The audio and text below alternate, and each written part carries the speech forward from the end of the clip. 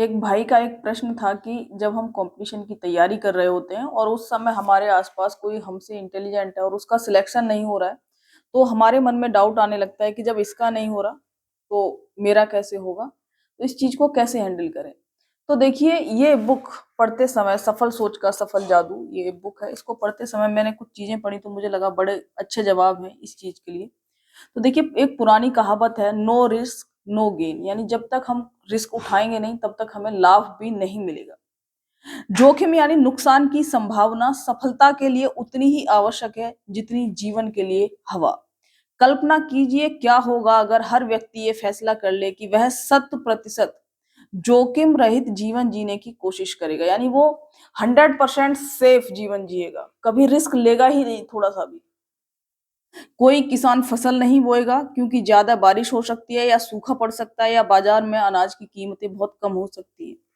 कोई भी व्यक्ति नया बिजनेस शुरू नहीं करेगा क्योंकि प्रतियोगिता के कारण वह चौपट हो जाएगा, क्योंकि कंपटीशन बहुत ज्यादा है और वो बिजनेस भी नहीं होगा, तो इसलिए बिजनेस भी शुरू नहीं करेगा। कोई भी टेलीविजन कार्यक्रम नहीं बनाएगा क्योंकि हो सकता है कि इतने कम लोग उसे देखें कि उसे कोई एड ही ना मिले, तो कैसे सरवाइव करेगा वो। निवेशक नई इमारतें नहीं बनाएगा, तेल के कुओं की खोज नहीं करेंगे, हो सकता है हम इन्वेस्ट करें और वहां पर जो है कुएं में तेल ना निकले, या इमारतें बनाए उनके फ्लैट्स ना बिकें। कलाकार और लेखक अपना काम करना बंद कर देंगे क्योंकि जनता उनकी रचना को अस्वीकार कर सकती है, या नए लेखक जो है वो नहीं लिखेंगे चीजों को क्योंकि हो सकता है कि उन्हें बहुत कम लोग पढ़े। तो जब भी हम किसी चीज की शुरुआत करते हैं या कुछ भी काम कर रहे होते हैं तो उसमें हमें रिस्क तो लेना पड़ता है कि हो सकता है हमारा ना भी हो सकता है हमारा हो भी जाए।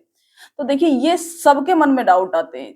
ये तुम्हारे मन में नहीं आ रहा है, ये जो तुमसे होशियार जो तुम्हें लग रहा है उसके मन में भी अलग अलग तरीके के डाउट होंगे। मेरे मन में भी कई सारे डाउट थे जब हम तैयारी कर रहे थे।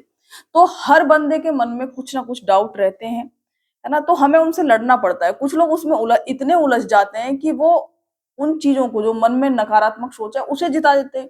कुछ लोग इतने सकारात्मक होते हैं कि अगर वो आती भी है तो उन्हें पता है कि अरे नहीं, मुझे तो मेहनत करनी है ना, मेरे पास कोई और विकल्प भी नहीं है, मुझे ये करना ही करना है, तो वो जीत जाते हैं। तो कुल मिला के बात ये है कि इस तरीके की बातें सबके मन में आती हैं। कुछ इन बातों में उलझ के पीछे हट जाते हैं, कुछ इन बातों से ऊपर उठकर जो सफलता हासिल कर लेते हैं।